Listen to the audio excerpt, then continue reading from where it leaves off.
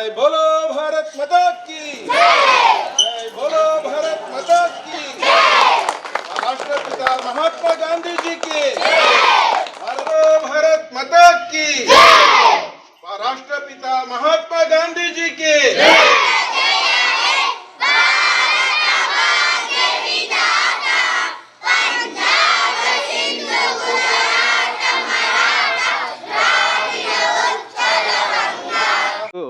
ಎಂಬತ್ತನೇ ಸ್ವಾತಂತ್ರ್ಯೋತ್ಸವದ ಹಾರ್ದಿಕ ಶುಭಾಶಯಗಳು.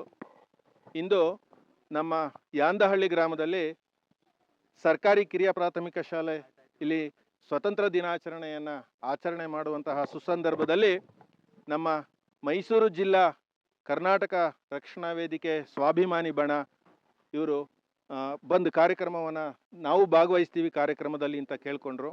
ನಿಜವಾಗ್ಲೂ ನಮಗೆ ತುಂಬ ಸಂತೋಷ ಆಯಿತು. ಅವರು ಇವತ್ತು ಈ ಒಂದು ಕಾರ್ಯಕ್ರಮದಲ್ಲಿ ಒಂದು ಇದರಾಗಿ ಭಾಗವಹಿಸಿ ಕಾರ್ಯಕ್ರಮವನ್ನು ತುಂಬ ಯಶಸ್ವಿಯಾಗಿ ನಡೆಸ್ಕೊಟ್ಟಿದ್ದಾರೆ. ಆ ಕಾರ್ಯಕ್ರಮದ ಜೊತೆಗೆ ಮಕ್ಕಳಿಗೆ ಒಂದು ಸ್ಫೂರ್ತಿದಾಯಕವಾಗಿ ಬಹುಮಾನವನ್ನು, ಹಾಗೆ ಮಕ್ಕಳಿಗೆ ಹಲವಾರು ನೋಟ್ ಪುಸ್ತಕ, ಪೆನ್ನು, ಪೆನ್ಸಿಲ್ ಇಂತಹ ಕೊಡುಗೆಯನ್ನು ನೀಡ್ತಾ ಇದ್ದಾರೆ. ಅವರಿಗೆ ನಮ್ಮ ಶಾಲೆಯ ಪರವಾಗಿ ಹಾಗೂ ನಮ್ಮ ಗ್ರಾಮದ ಪರವಾಗಿ ಹೃತ್ಪೂರ್ವಕವಾದಂತಹ ಧನ್ಯವಾದಗಳನ್ನ ಅರ್ಪಿಸ್ತಾ ಇದ್ದೀನಿ. ಹಾಗೂ ನಮ್ಮ ಗ್ರಾಮದ ಎಲ್ಲ ಮುಖಂಡರು ಕೂಡ ಆಗಮಿಸಿದ್ದೀರಾ. ಈ ಗ್ರಾಮದ ಎಲ್ಲ ಮುಖಂಡರಿಗೆ ಶಾಲೆಯ ಪರವಾಗಿ ಹಾಗೂ ನಮ್ಮ ಎಲ್ಲ ಶಾಲೆಯ ಗ್ರಾಮದ ಪರವಾಗಿ ಹೃತ್ಪೂರ್ವಕವಾದಂಥ ಧನ್ಯವಾದಗಳನ್ನ ಅರ್ಪಿಸ್ತಾ ಇದ್ದೀನಿ.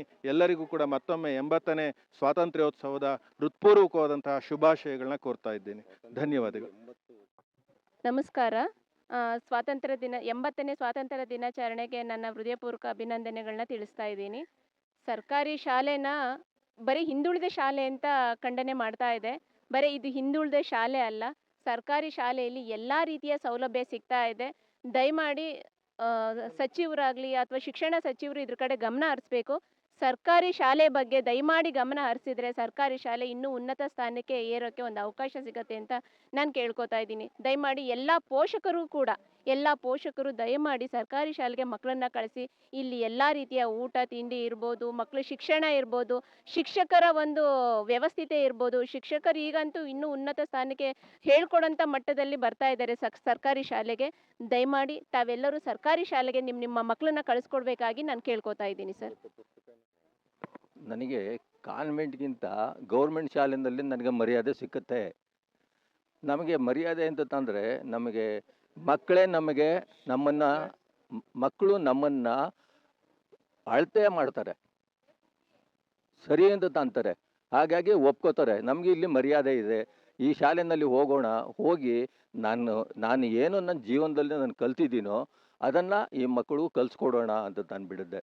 ಯಾಕೆಂತಂದ್ರೆ ನಾನು ಗೌರ್ಮೆಂಟ್ ಶಾಲೆಯಲ್ಲಿ ಕೆಲಸ ಮಾಡ್ತಾ ಇದ್ದಾಗ ಒಂದು ಶಾಲೆಯಿಂದ ಇನ್ನೊಂದು ಶಾಲೆಗೆ ಹೋಗಿ ಅಲ್ಲಿ ಎಲ್ಲ ವಿಧದಲ್ಲೂ ಅವ್ರು ಓದೋದರಲ್ಲಿ ಮತ್ತು ಆಟದಲ್ಲಿ ಮತ್ತು ಎಕ್ಸ್ಟ್ರಾ ಕರಿಕ್ಯುಲರ್ ಆ್ಯಕ್ಟಿವಿಟೀಸ್ ಏನಿದೆ ಅದನ್ನೆಲ್ಲ ಮಕ್ಕಳು ಕಲಿಬೇಕು. ಓದ್ತಾ ಹೋದರೆ ಏನು ಪ್ರಯೋಜನ ಆಗೋದಿಲ್ಲ, ಎಲ್ಲದರಲ್ಲೂ ಮಕ್ಕಳು ಮುಂದುವರಿಬೇಕು ಅನ್ನುವಂತಹ ಉದ್ದೇಶದಿಂದ ನಾನು ಈ ಯಾಂದಹಳ್ಳಿಯನ್ನು ನನಗೆ ಆರಿಸ್ಕೊಂಡೆ. ನನ್ನ ಮನೆಗೂ ಸಹ ನನಗೆ ಇದು ಒಂದು ಶಾಲೆ ಹತ್ತಿರ ಆಗಿತ್ತು. ನನಗೆ ಗೌರವವನ್ನು ಕೊಟ್ಟರು ಸಹ ಈ ಶಾಲೆಯಲ್ಲಿ. ಹೆಡ್ ಮಾಸ್ಟರ್ ಏನಿದೆ ಅವ್ರನ್ನ ಕೇಳ್ಕೊಂಡ್ಮೇಲೆ ಅವರಿಗೆ ನನಗೆ ಗೌರವದಿಂದ ನಾನು ಇಲ್ಲಿ ಬಂದು ನೋಡ್ಕೊಳ್ತಾರೆ ನನ್ನನ್ನು ಗೌರವದಿಂದ. ಹಾಗಾಗಿ ಮಲ್ಲಿಕಾರ್ಜುನ ಸ್ವಾಮಿ ಅಂತ.